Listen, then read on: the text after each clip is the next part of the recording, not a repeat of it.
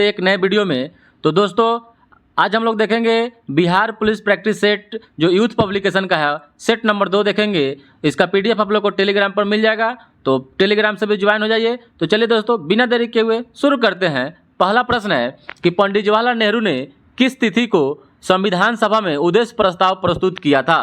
तो इसका सही उत्तर हो जाएगा 13 दिसंबर 1946 ईस्वी को। ऑप्शन नंबर बी इसका सही उत्तर हो जाएगा। अगला प्रश्न है कि भारतीय संविधान में शामिल स्वतंत्रता, समानता एवं बंधुत्व के सिद्धांत किस देश के संविधान से लिया गया है? तो यह फ्रांस देश के संविधान से लिया गया है। और जब फ्रांस की क्रांति हुई थी 1789 ईस्वी में, उसी का नारा था स्वतंत्रता, समानता एवं बंधुत्व। उसी से प्रेरित होकर फ्रांस देश से भारतीय संविधान में स्वतंत्रता, समानता एवं बंधुत्व को शामिल किया गया। अगला प्रश्न है कि भारतीय संविधान के किस अनुच्छेद में यह निर्दिष्ट किया गया है कि राज्य ग्राम पंचायतों का संगठन करने के लिए कदम उठाएगा?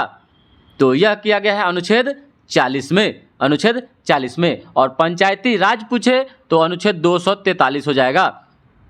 नेक्स्ट प्रश्न है कि इनमें से कौन भारत की नागरिकता प्राप्त करने की एक शर्त नहीं है? तो शर्त में जन्म है, वंश है, देशीकरण है, जबकि संपत्ति अधिग्रहण नहीं है। ऑप्शन नंबर सी इसका सही उत्तर हो जाएगा। अगला प्रश्न है कि भारत के राष्ट्रपति को शपथ कौन दिलाता है? तो भारत के राष्ट्रपति को शपथ भारत के मुख्य न्यायाधीश दिलाते हैं, भारत के मुख्य न्यायाधीश दिलाते हैं। और भारत के एक राष्ट्रपति होंगे, अनुच्छेद 52 में है, अनुच्छेद 52 में है। अगला प्रश्न है कि संविधान विधेयक के लोकसभा में पारित होने के बाद राज्यसभा उस विधेयक को अधिकतम कितने दिनों के भीतर लोकसभा को लौटा सकती है? तो 14 दिनों के भीतर। और धन विधेयक जो है अनुच्छेद 110 में है, यह केवल लोकसभा में ही पेश किया जाता है। अगला प्रश्न है कि भारतीय चुनाव आयोग की स्थापना कब हुई थी? भारतीय चुनाव आयोग की स्थापना 25 जनवरी 1950 को हुआ था। इसी दिन 25 जनवरी को राष्ट्रीय मतदाता दिवस मनाया जाता है, राष्ट्रीय मतदाता दिवस मनाया जाता है। और जो निर्वाचन है, निर्वाचन वयस्क मताधिकार अनुच्छेद 326 में है। और निर्वाचन 324 से लेकर 329 के बीच में निर्वाचन से संबंधित प्रावधान है। अगला प्रश्न है कि भारतीय संविधान में पहला संशोधन कब किया गया था? तो जो पहला संशोधन किया गया था 1951 ईस्वी में किया गया था, 1951 ईस्वी में किया गया था। अगला प्रश्न है कि भारत के नियंत्रक और महालेखक परीक्षक किसके द्वारा नियुक्त किए जाते हैं? तो भारत के नियंत्रक और महालेखक परीक्षक यह राष्ट्रपति के द्वारा किए जाते हैं, जिनको CAG controller and auditor general बोलते हैं। ये अनुच्छेद 148 में निहित हैं। अगला प्रश्न है कि निम्नलिखित में से कौन सा भारत का एक संवैधानिक निकाय नहीं है? तो भारत के नियंत्रक एवं महालेखक परीक्षक हैं, भारतीय चुनाव आयोग है, राज्य लोक सेवा आयोग है, जबकि केंद्रीय सूचना आयोग यही नहीं है। ऑप्शन नंबर सी इसका सही उत्तर हो जाएगा। प्रश्न है कि आकाशगंगा मिल्की वे का आकार कैसा है? आकाशगंगा मिल्की वे का आकार जो है वह सर्पिलाकार है। क्या है? सर्पिलाकार है। अगला प्रश्न है कि एक विषव इक्विनॉक्स जिसको बोलते हैं, एक वर्ष में कितनी बार आता है? तो एक विषव एक वर्ष में 2 बार आता है। अगला प्रश्न है कि पृथ्वी को सूर्य की परावैंगनी विकिरण से कौन सुरक्षित रखता है? तो यह ओजोन रखता है। ओजोन जिसका सूत्र होता है O3, यह समताप मंडल में पाया जाता है, समताप मंडल में पाया जाता है। इसकी मोटाई डाप्सन इकाई से मापा जाता है। ओजोन परत संरक्षण दिवस 16 सितंबर को मनाया जाता है, याद रखिएगा दोस्तों। अगला प्रश्न है कि भूटान का साम्राज्य डैश हिमालय में स्थित है? जो भूटान का साम्राज्य है वह पूर्वी हिमालय में स्थित है। भूटान की राजधानी थिम्पू है, मुद्रा वहाँ का निगुलट्राम है, याद रखिएगा दोस्तों, ये सभी पूछ देता है क्वेश्चन। अगला प्रश्न है कि भारतीय मानक समय IST ग्रीनविच माध्य समय GMT से कितना आगे है?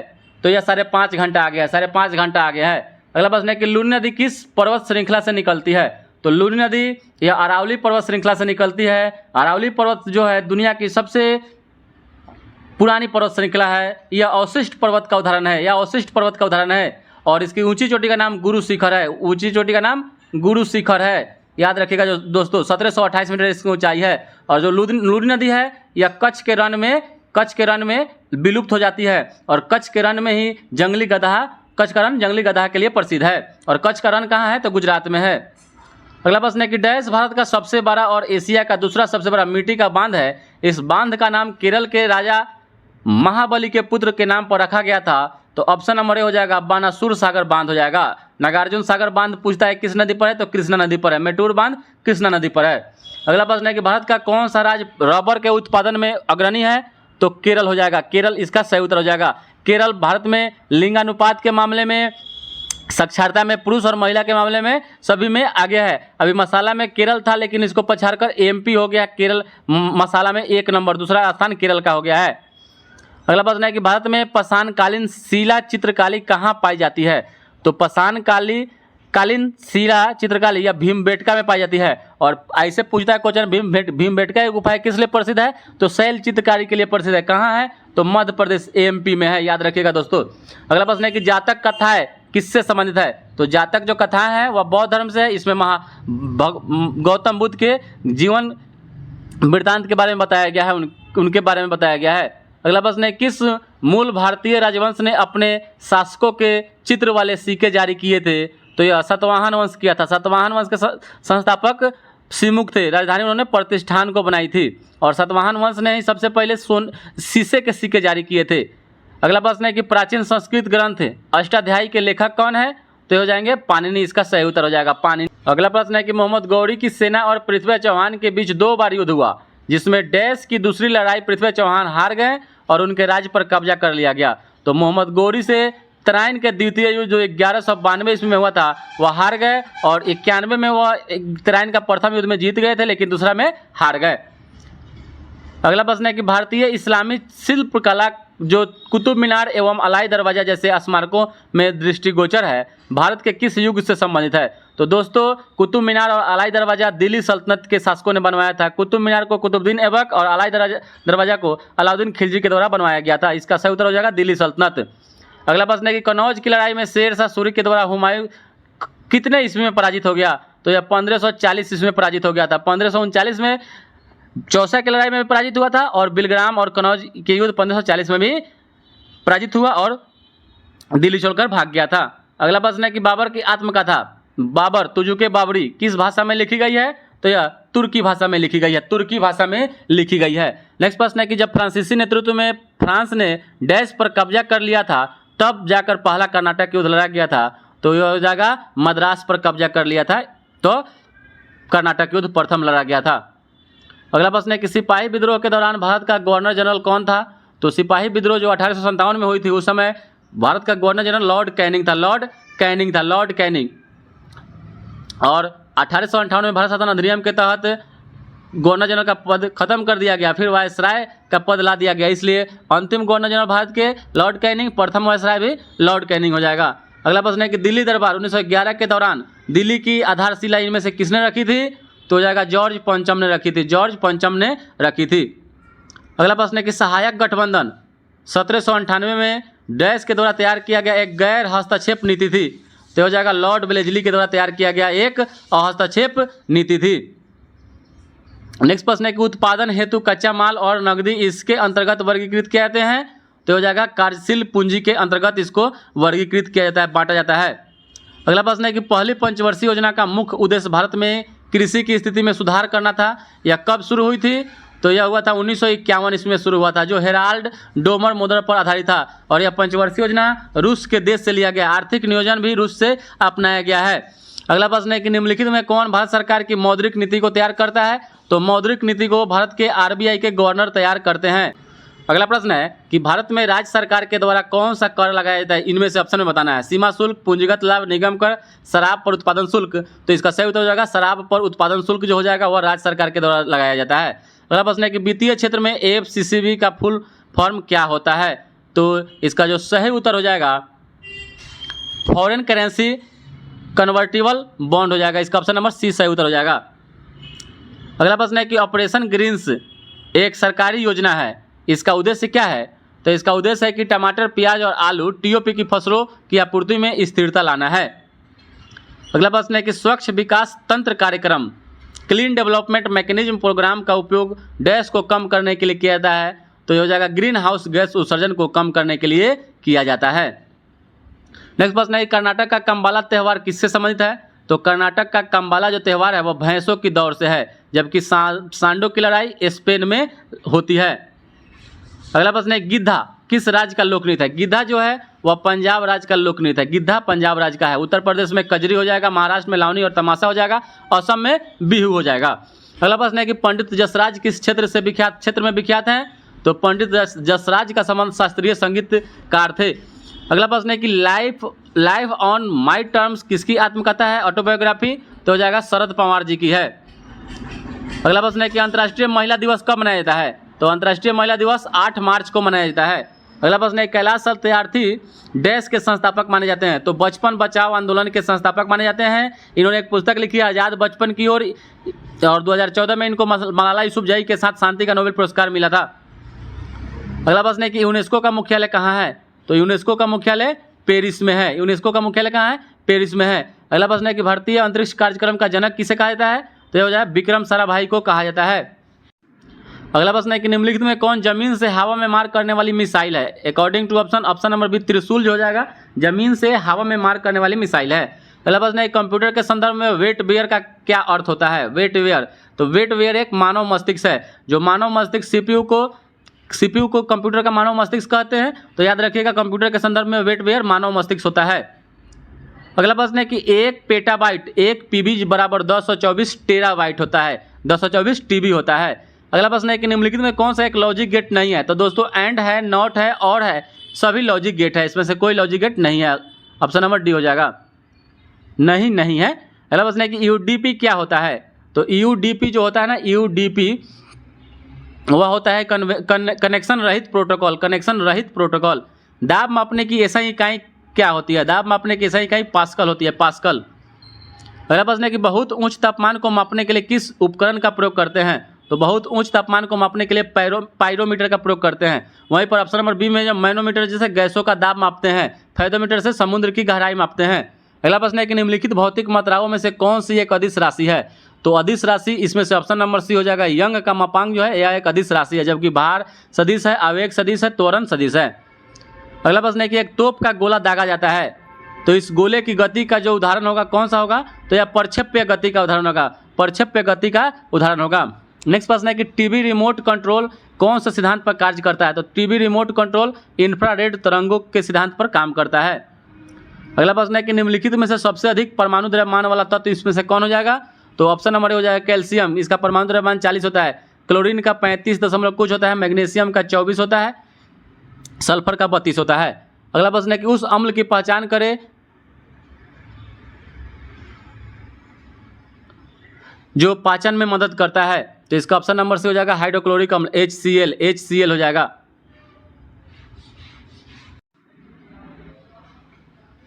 अगला प्रश्न है कि निम्नलिखित में से कौन से आयन जल की कठोरता के लिए जिम्मेदार है? तो जल के कठोरता के लिए कैल्शियम और मैग्नीशियम के आयन, ऑप्शन नंबर बी सही उत्तर हो जाएगा। अगला प्रश्न है कि निम्न में से कौन सा पदार्थ सबसे कठोर पदार्थ है? तो हो जाएगा हीरा हो जाएगा, हीरा। अगला प्रश्न है कि निम्नलिखित में से कौन सी कोशिकीय संरचनाएं प्रोटीन संश्लेषण के लिए उत्तरदायी मानी जाती है? तो प्रोटीन संश्लेषण के लिए उत्तरदायी होता है राइबोसोम होता है। खोज इसका जी पैलाडे के द्वारा किया गया था। माइटोकॉन्ड्रिया को पावर हाउस ऑफ सेल कहते हैं, ऊर्जा का कोशिका का ऊर्जा गृह कहते हैं। इसको हिंदी में सूत्रकणिका के नाम से जानते हैं, सूत्रकणिका के नाम से माइटोकॉन्ड्रिया को जानते हैं। इसका खोज अल्टमैन के द्वारा किया गया था। बेंडा ने इसका नामकरण जो किया था, बेंडा ने नामकरण किया था 1960 ईस्वी में, याद रखिएगा दोस्तों। अगला प्रश्न है कि अगला पॉइंट है लाइसोसोम। तो लाइसोसोम को आत्महत्या की थैली कहते हैं। खोज डी डुवे ने 1955 में। गोल्जी का को यातायात प्रबंधक कहते हैं, कैमिलो गोल्जी ने इसका खोज किया था। अगला प्रश्न है ग्रेगर मेंडल का आनुवंशिकता का मूल नियम किस सब्जी पर उसके द्वारा किए गए कार्य पर आधारित है? तो मटर पर किया था। मटर पर इसको 7 विलक्षण गुणों का पता लगा था, ठीक है। और ग्रेगर मेंडल ऑस्ट्रिया देश के रहने वाले थे। मक्का पर भी एक वैज्ञानिक ने सिद्ध किया था, उसका नाम था बारबरा मैकलिंटॉक, जिन्होंने जंपिंग जीन का सिद्धांत इसी पर खोज किए थे, शोध किए थे। अगला प्रश्न है कि निम्नलिखित में से कौन सी दुनिया की सबसे तेज दौड़ने वाली चींटी की प्रजाति है? तो ऑप्शन नंबर बी हो जाएगा सहारन सिल्वर, जो चींटी है सबसे तेज दौड़ने वाली है। रक्त में आरबीसी के बढ़ने से कौन सी स्थिति बन जाती है? अगर रक्त में आरबीसी बढ़ जाएगा तो हो जाएगा पॉलीसाइथेमिया हो जाएगा, जबकि वहीं कम हो जाएगा तो एनीमिया हो जाएगा, खून की कमी। ल्यूकेमिया, जब ब्लड में WC की मात्रा बढ़ जाती है तो ल्यूकेमिया, ब्लड कैंसर को आमतौर पर ल्यूकेमिया के नाम से जानते हैं। हीमोफीलिया एक आनुवंशिक रोग है जिसमें खून का थक्का नहीं जमता है। अगला प्रश्न है खाद्य श्रृंखला के किस स्तर में मिलीपीड, स्प्रिंग टेल, वुडलाइट्स, गोबर मक्खिया और घोंघा शामिल है? जो मृत या सड़ने वाले पादपों या जंतुओं से पोषण प्राप्त करते हैं। तो हो जाएगा अपरदहारी हो जाएगा, ऑप्शन नंबर ए हो जाएगा। करंट अफेयर्स है कि अप्रैल 2023 में संयुक्त राज्य अमेरिका के राज्य पेंसिल्वेनिया ने किस भारतीय त्यौहार को राष्ट्रीय अवकाश के रूप में घोषित किया? तो यह किया था दीपावली को। अगला प्रश्न है कि अप्रैल 2023 में जारी संयुक्त राष्ट्र जनसंख्या कोष UNFPA की states of world population report के अनुसार भारत की जनसंख्या जो हो गई है वह 142.86 करोड़ हो गई है, जो चीन को पछाड़कर प्रथम स्थान प्राप्त कर लिया है। अगला प्रश्न है कि अप्रैल 2023 में NATO North Atlantic Treaty Organization स्थापना 1949 में मुख्यालय कहाँ है? ब्रुसेल्स में। ठीक है, 31वां सदस्य देश कौन जुड़ा है? तो यह फिनलैंड जुड़ा है। अगला प्रश्न है कि मार्च 2023 में जारी वैश्विक आतंकवाद सूचकांक 2023 में भारत को कौन सी रैंक प्रदान की गई? तो यह किया गया था 13वां रैंक प्रदान किया गया था। अगला प्रश्न है कि मार्च 2023 में जारी वर्ल्ड हैप्पीनेस रिपोर्ट 2023 में भारत को कौन सा स्थान प्राप्त हुआ? तो 2023 में भारत को 126वां स्थान प्राप्त हुआ, 126वां स्थान प्राप्त हुआ।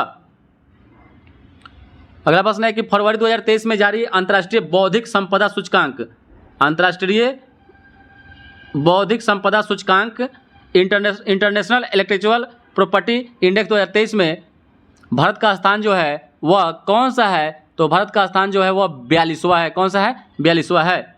अगला प्रश्न है कि निम्नलिखित 4 अक्षर संयोजनों में से 3 किसी निश्चित तरीके से समान है और इस प्रकार एक समूह बनाते हैं। कौन सा अक्षर संयोजन उस समूह से संबंधित नहीं है? तो इसका सही उत्तर हो जाएगा VCDR। अगला प्रश्न है कि चिन्ह दिया हुआ है, गणितीय चिन्ह का प्रयोग करके इसको बताना है कि कौन सा सही है। तो ऑप्शन नंबर डी हो जाएगा 30 × 4 120 प्लस 2 122 में -1 121। ऑप्शन नंबर डी इसका सही उत्तर हो जाएगा। अगला प्रश्न है कि अंग्रेजी डिक्शनरी के अनुसार शब्द दिया गया है, इसमें से आपको सजाना है कि अंग्रेजी के अनुसार सजाइएगा डिक्शनरी के अनुसार, तो कौन सा तीसरा नंबर पर आएगा? तो हो जाएगा ऑप्शन नंबर सी आ जाएगा, सेरीन आ जाएगा। ऑप्शन नंबर सी 3 नंबर पर आएगा।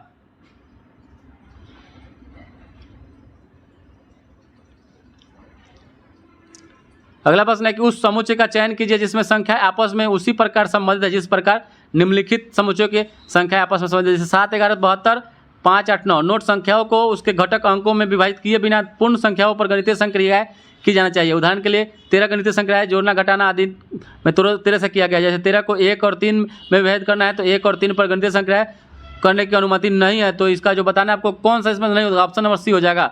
ऑप्शन नंबर सी हो जाएगा इसका सही उत्तर। नेक्स्ट प्रश्न है कि cos 20 डिग्री बटा sine 70 degree plus cos theta बटा साइन 90 माइनस थीटा। तो दोस्तों देखिए 70 और 20 को जोड़ेंगे तो कितना हो जाएगा? 90 हो जाएगा। तो कोई एक में बदलेंगे तो एक इसका मान 1 और cos थीटा बटा में साइन 90 माइनस थीटा या cos थीटा 1 हो जाएगा। 1 1 2 इसका सही उत्तर हो जाएगा। अगला प्रश्न है कि वह बड़ी से बड़ी संख्या ज्ञात करिए जिससे 49 147 और 322 को विभाजित करने पर प्रत्येक स्थिति में समान शेषफल बचेगा। तो ठीक है, तो इसका ऑप्शन नंबर ए हो जाएगा, 7 हो जाएगा। 7 इसका सही उत्तर हो जाएगा। अगला प्रश्न है कि AD त्रिभुज ABC की माध्यिका है। ठीक है, तो P त्रिभुज ABC का केंद्रक है। यदि AP जो है 14 है तो PD की लंबाई तो इसका सीधे आधा कर देना है, 7 हो जाएगा। अगला प्रश्न है कि किसी वृत्त के ऐसे त्रिज्यखंड का क्षेत्रफल ज्ञात करना। याद रखिएगा त्रिज्यखंड का क्षेत्रफल थीटा बटा 360 पाई r स्क्वायर होता है। ठीक है, यहाँ पर मान रखिएगा तो इसका ऑप्शन नंबर सी आ जाएगा। ऑप्शन नंबर सी इसका सही उत्तर हो जाएगा। नेक्स्ट प्रश्न है कि एक साधारण ब्याज पर राशि दिया है 25/36 वर्षों की संख्या ब्याज की वार्षिक दर के बराबर है। तो ब्याज की वार्षिक दर तो यह जाएगा 8.33% हो जाएगा। नेक्स्ट प्रश्न है आपको बताना है कि select the option that will improve the underlined part of the sentence in case no improvement needed select no improvement required. इसमें से बताना है कि आपको अगर दिखाई दे रहा है तो वी वेयर टू कॉन, तो वी वेयर टू कॉन तो ये हो जाएगा क्या हो जाएगा? टेकन ऑन हो जाएगा। ऑप्शन नंबर यहीं पर देखते हैं, इसका ऑप्शन नंबर जो हो जाएगा टेकन ऑन हो जाएगा। क्या हो जाएगा? टेकन ऑन हो जाएगा। नेक्स्ट प्रश्न है कि select the most appropriate antonyms of the given word. Betterment का मतलब क्या हो जाएगा? बेटरमेंट का जो एंटोनिम होगा क्या हो जाएगा? तो हो जाएगा डिटर्नेशन हो जाएगा। नेक्स्ट प्रश्न है कि आपको इसमें भी वही इंप्रूवमेंट अगर है तो अंडरलाइन में बताना है कि although he got the message he rushed home. तो हो जाएगा although he got message he rushed home मतलब एज सुन एज मतलब जितना जल्दी हो सके। Next select the option that can be used as a one word substitution. ठीक है, बताना है कि a type of substance of material that burns very quickly. कोई भी पदार्थ मतलब बहुत जल्दी जलता है उसको इनफ्लेमेबल बोलते हैं। नेक्स्ट प्रश्न है कि वह भी वन वर्ड सब्स्टिट्यूशन है, समानार्थी शब्द बताना है कि a plan or route to be followed on a journey इस हो जाएगा इटिनरली हो जाएगा इटिनरी। नेक्स्ट प्रश्न है कि आपको बताना है कि कॉमन इरर ग्रामेटिकल इरर इसमें से बताना है कि if I will meet my friend today I shall give him tick book. तो बताना है कि इफ़ आई विल दोनों क्या है, दोनों प्रेजेंट टेंस में, मैं अगर दोस्त से मिलूंगा तो मैं उसको दूंगा, तो हो जाएगा इफ़ आई विल मीट, इसमें से यही हो जाएगा। नेक्स्ट प्रश्न है कि select the most appropriate antonym बताना है। एंटोनिम वोलाटाइल का बताना है, आपको बताना है कि इसमें कि गिवन एंटोनिम बताना है गिवन वर्ड का, तो इसका जो सही उत्तर हो जाएगा सर्टेन हो जाएगा। अब इनकरेक्टली स्पेल्ड इसमें से कौन सा है, तो ओकेजन, ऑफरिंग, ऑक्शन है, जबकि ऑकरेंस जो है यहीं गलत दिया हुआ है। अब आपको बताना है कि ग्रामेटिकल एरर कि I could not went my sister's wedding in Rajasthan as I had my final examination at that time. तो यहाँ पर हो जाएगा कुड नॉट वेंट हो जाएगा, कुड नॉट वेंट यहाँ पर हो जाएगा सही उत्तर। फिर यहाँ पर आपको क्या करना है, 90 नंबर क्वेश्चन में भी ग्रामेटिकल एरर आपको कॉमन एरर बताना है कि the nature channel gives a lot of interesting information on wild life. तो हो जाएगा गिव्स से लॉट्स ऑफ नहीं लॉट ऑफ हो जाएगा, ऑप्शन नंबर ए इसका ग्रामेटिकल एरर है। अगला प्रश्न है कि हिंदी का स्पृश्य का विलोम शब्द बताना है, तो अस्पृश्य हो जाएगा। दर्शिका शब्द में प्रत्यय, तो जानते हैं दोस्तों प्रत्यय जो होता है किसी भी शब्द के बाद में लगता है तो हो जाएगा ई का प्रत्यय है, और उपसर्ग किसी शब्द के पहले लगता है। महाज और ईस का संधि विच्छेद, संधि क्या होगा, तो महेश का संधि विच्छेद पड़े तो महाज और ईस। नेक्स्ट प्रश्न है कि जिसे किसी वस्तु की स्पृहा न हो उस उपयुक्त शब्द क्या होगा, निस्पृह हो जाएगा। गुरु के समीप रहकर शिक्षा ग्रहण करने वाले के लिए हो जाएगा अंतेवासी हो जाएगा। नेक्स्ट प्रश्न है कि अन्न और अन्य शब्द का सहयोग में बताना है, तो अन्न मतलब अनाज, अन्य मतलब दूसरा। नेक्स्ट प्रश्न है कि सर्प, मेढक, सिंह, घोड़ा, वानर, हाथी आदि को समझने वाला एक शब्द हो जाएगा, समझाने वाला एक शब्द हरि हो जाएगा। अक्ष यानी धुरी होता है, यानी पोल होता है, तो हो जाएगा ऑप्शन नंबर ए धुरी हो जाएगा। नेक्स्ट प्रश्न है कि मीमांसा का सही पर्यायवाची शब्द, तो हो जाएगा समालोचन हो जाएगा, मीमांसा का समालोचन हो जाएगा। आए थे हरि भजन को ओटन लगे कपास कहावत का अर्थ कौन सा विकल्प में बताया गया है, तो किसी कार्य विशेष की अपेक्षा कर किसी अन्य कार्य में लग जाना, ऑप्शन नंबर इसका सही उत्तर हो जाएगा। दोस्तों कमेंट में बताइए कि आप लोग को 100 प्रश्नों में आपको कितना इसमें से आपको मार्क्स आ रहा है। दोस्तों अगर 70% मार्क्स आ रहा है तो वर्दी अब की बार आप लोग के कंधों पर जरूर लगेगी दोस्तों, सितारा भी लगेगा, क्योंकि बिहार दरोगा का भी फॉर्म आने वाला है।